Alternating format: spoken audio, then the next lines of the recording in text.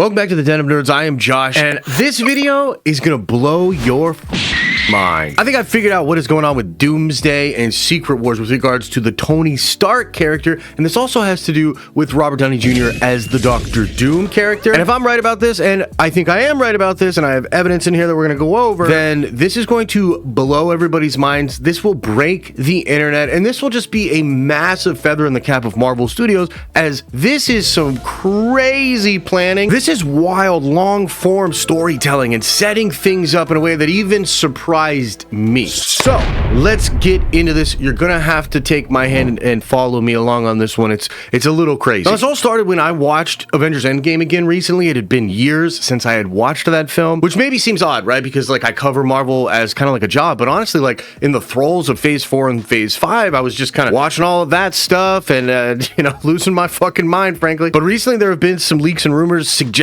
how Marvel Studios was going to tie Endgame to Avengers Doomsday and Secret Wars, and this all had to do with the character of Steve Rogers. So let's start there. The new rumor, many of you already know it, but the new rumor is that when Steve Rogers went to go live with Peggy Carter, something happened. Like, this was the destruction of the multiverse, or maybe the beginning of the incursions, according to My Time to Shine Hello. So this is a super big deal, and the rumor is that in the plot of Doomsday, Doctor Doom will be looking for Steve Rogers. He's going to actually try to stop Steve Rogers from going back and living with Peggy Carter. And on top of that, Daniel RPK recently said that Doctor Doom is going to be searching for all sorts of people that caused an incursion in Avengers Doomsday. So, with all of that in mind, I went back and watched Avengers Endgame, and one scene in particular really stuck out. It was the scene where Tony Stark says, "When you mess with time, it messes back, you'll see." And actually, there are several weird things about this scene, but we're going to come back to that in just a second. Let's talk about RDJ returning to the MCU as Doctor Doom, but also as Tony Stark, because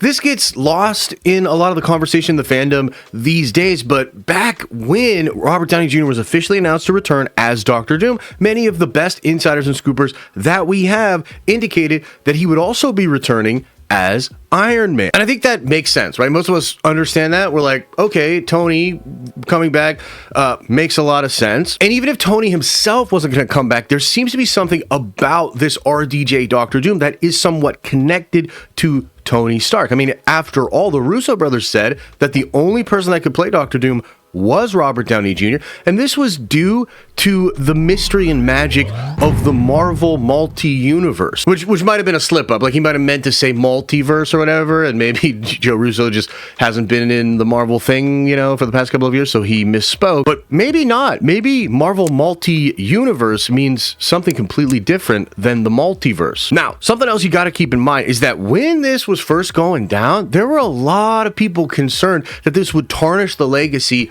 of Tony Stark, right? But strangely enough, Kevin Feige had already cut this whole conversation off at the pass, where he did interviews even before this announcement talking about how they would not touch that moment, that they would not undo the death of Tony Stark. But you got to remember, the whole reason that Kevin was even making those comments is because Robert Downey Jr. had started talking about how he was strangely okay with the idea of returning to Marvel, right? Like, he even made that one interview where he says, "It's a part of my DNA." So, going back to when RDJ is announced to return as Doctor Doom, many of us were like, yeah, he's obviously going to return as Tony Stark as well, and there's probably going to be some conflict between Doom and Stark. On top of that, all the scoopers say that that's what it is, but we also have comments from Kevin Feige saying they're not going to touch the death of Tony Stark. And it's like, okay, that's pretty interesting. How could they do that? How could Tony Stark come back and be a part of the story for Avengers Doomsday and really for Secret Wars, and yet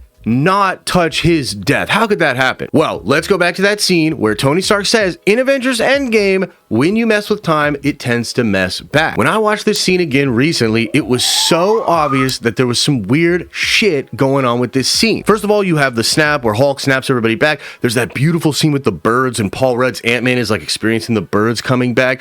Hawkeye's wife gives him a call. It's beautiful. And then Thanos bombs the Avengers Tower. Everybody just gets knocked around, and we cut to a scene where Tony Stark shows up with Captain America's shield, wakes Captain America up, and then Cap goes, "What's going on?" because he has no idea what's going on. And then Tony says, "When you mess with time, it tends to mess back, "You'll see." Now, the first thing that's weird about that is Tony saying, "You'll see." Like, what does that even mean? That's such a weird thing to say in that moment. When you mess with time, it messes back. "You'll see." That implies that Tony knows something about how Steve will eventually learn about how time travel messes back, which in the wake of knowing all this stuff about him living with Peggy is quite interesting. And the second thing that's really weird about this scene, and you really need to ask yourself these questions to understand this, but the second thing is, how does Tony, number one, know that this is time travel? And number two, how does he know this is time travel because of the consequences of them messing with time? Like, that's a weirdly specific thing for him to say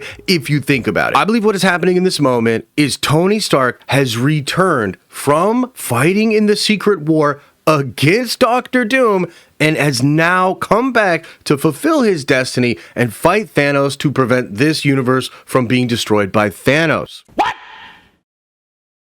What the fuck? This would explain how Tony knows exactly what is going on in this moment. He wakes Captain America up knowing that it's time travel, and it also explains why he makes that cheeky little aside that says, "You'll see." This also explains how Marvel Studios could take the character of Tony Stark the way we knew him during Avengers Endgame and yet keep his death intact. But that's not all, because the entire plot of Endgame actually perfectly sets up how normies and casual audience members will be able to accept this fact, because this will be Loki and the multiversal Avengers essentially doing a time heist just like Endgame, but instead of pulling out the stones, they're going to pull out iconic heroes. So just like the time heist, Loki likely shows up right at the moment of this building being exploded by the attack from Thanos. Loki will grab Tony Stark, pull him into the TVA portal, tell him all about Doctor Doom. He will go on this crazy adventure to fight in the Secret War. He will learn all sorts of stuff about time and the universe, all this crazy shit. He'll defeat Doctor Doom and eventually return back to this moment to help Steve Rogers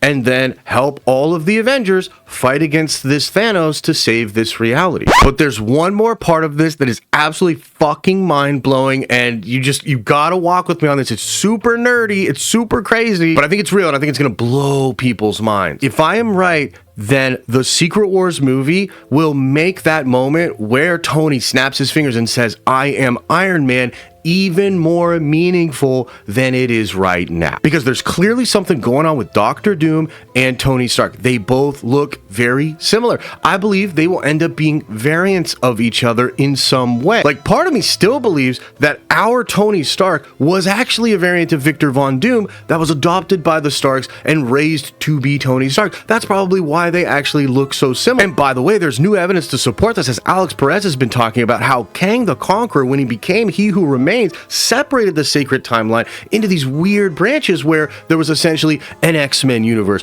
a Fantastic Four universe, and then an Avengers universe. However, in each one of those universes, those other characters were still there. They just didn't have their powers. They just didn't become the heroes. Alex literally just said that it's possible in 616 that Eric Lyncher was just some dude and that Charles Xavier lived as just a regular college professor, which, by the way, is also why you're going to have Sadie Sink play Jean Grey in Brand New Day. That's a whole nother video. I'm actually going to work on that next, because that shit's going to blow your mind too. But I believe there's something to this that will connect Doctor Doom and Tony Stark. They're the same person, really. That's what the whole thing's going to be about. And so after Secret Wars, which will see Tony fighting against a version of himself for his own identity, for his own legacy, it will become infinitely more meaningful when he defeats him, solidifies himself as Tony Stark, not by birth, but by choice and by the hero's journey. All of that shit is going to make that moment where he tells Thanos that he is Iron Man